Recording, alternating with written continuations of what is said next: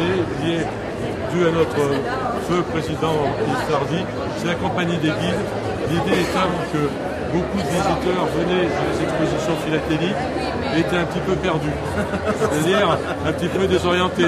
Mais qu'est-ce que c'est que ce charabia? Donc l'idée a été de dire pourquoi ne pas faire visiter gratuitement l'exposition aux gens qui viennent. Donc on a des guides qui alors on va pas montrer des collections de très haut niveau, très ardues, on va expliquer aux gens quelle est notre passion, comment on peut collectionner autrement. Toutes les collections sont en compétition. Donc ici on est vraiment dans la classe ouverte. Donc notre responsable national à la jeunesse,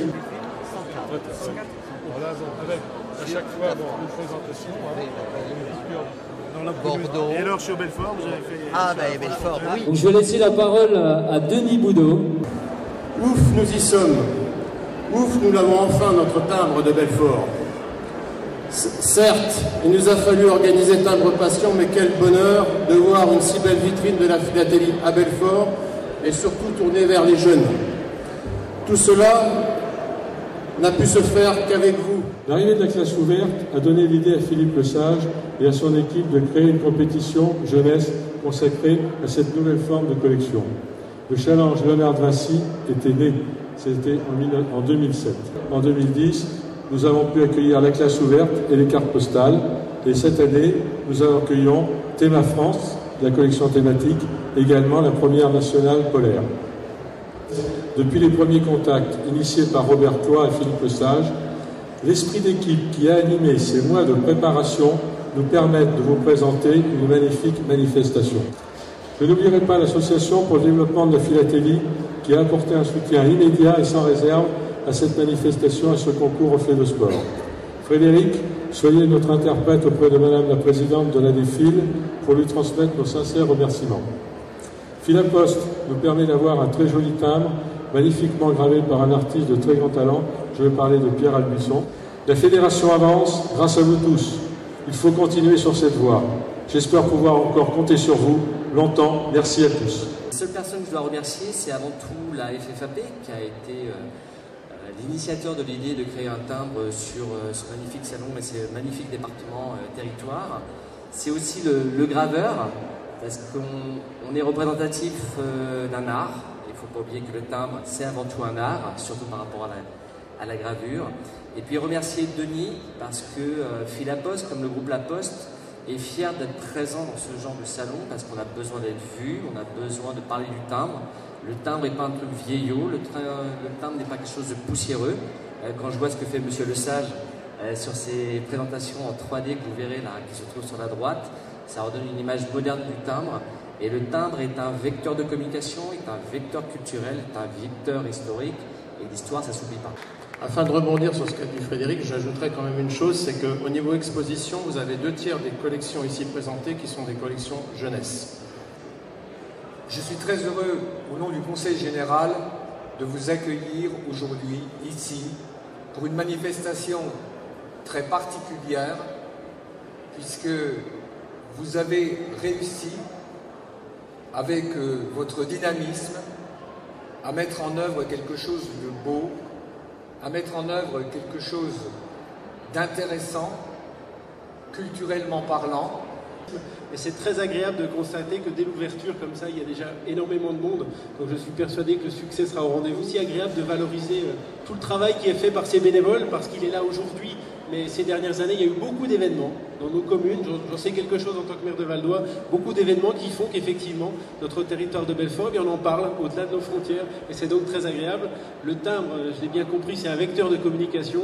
Eh bien, cette manifestation pour le territoire de Belfort, c'est un très beau vecteur de communication. Et pour finir, on va laisser la parole à Monsieur le maire de Belfort, mais aussi vice-président du conseil régional.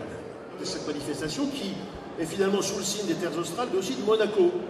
Alors Monaco, c'est sans doute d'une part le climat méditerranéen qui règne à Belfort. Monsieur le représentant de son Altesse Sérénissime, comme on dit, a pu l'éprouver. Monaco, c'est aussi une histoire. Permettez-moi quelques incursions, parce qu'on se dit Monaco, pourquoi Monaco? Eh bien, vous le savez peut-être, mais en 1658, Louis XIV fait don à Mazarin des terres de Belfort, de Ferrette et de Giromagny, et puis aussi d'Alkirch, il n'est pas dans le détail, d'Elle, etc. Et Mazarin n'avait pas d'enfant, a priori, et c'est sa nièce Hortense qui va hériter de ses terres, et de fil en aiguille, alors elle est mariée à un duc de la Meilleraye, ensuite il y aura une famille Dufour, une famille d'Aumont, et je termine avec les Grimaldi, qui un de Grimaldi va épouser une descendante de cette Hortense. Honoré IV, alors ça, Honoré IV, c'est de Grimaldi, enfin en 1777, donc Belfort devient terre de Monaco, mais on n'a pas le temps de monter des casinos ou des banques, car en 1791, la Révolution passe par là et rend caduque l'acte de donation de 1758 de Louis XIV, qui au passage voulait se venger du comte de la Suze, parce que celui-ci avait osé fronder contre lui. Il y a un très beau tableau dans la salle d'honneur de la mairie. Je termine avec l'histoire, même s'il y aurait beaucoup à dire, mais vous voyez, le timbre rend lyrique. Je voudrais d'abord remercier la Poste d'être présente. Je commence par la Poste, parce que sans Poste, pas de timbre, pas de courrier, hein, et nous sommes très attachés, nous, à Belfort, à la Poste, au service public. Je suis de ceux qui sont un peu nostalgiques. Certains nous rappellent le temps où la Poste c'était les PTT. Il y a une petite exposition du fil à la fibre, où on voit comment a évolué les techniques de communication.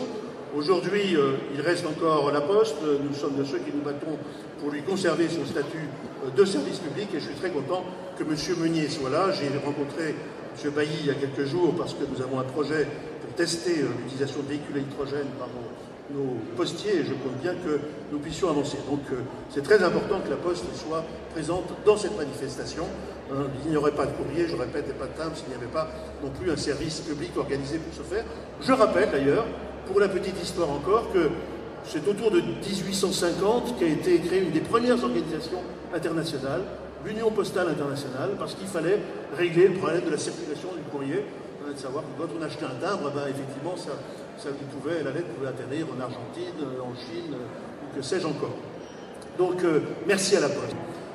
C'est aussi de là, et M. Albuisson est là pour nous dire combien, et je salue sa présence parmi nous, meilleur ouvrier de France, il a été un des grands graveurs, il est encore un des grands graveurs de timbres, non pas devant l'Éternel, mais au moins devant la Poste française, entre autres. C'est lui qui a fait effectivement le timbre de Belfort, superbe timbre, alliant à la fois le lion, la citadelle, mais aussi Bartholdi, avec la Statue de la Liberté, chère au cœur de Robert Belot. Je rappelle d'ailleurs que nos collaborations avec la Fieste et avec Denis Boudot, c'est à l'initiative de nos interventions culturelles, le 130e, un certain nombre nous avons commencé à travailler ensemble, et qui a germé l'idée de cette manifestation de portée nationale et internationale. Donc le timbre, c'est de l'art, et merci M. Albuisson d'être là pour nous le rappeler. Mais le timbre, c'est aussi l'éducation. Effectivement, c'est l'ouverture sur le monde. La philatélie aussi a quelque chose à dire au niveau de l'éducation.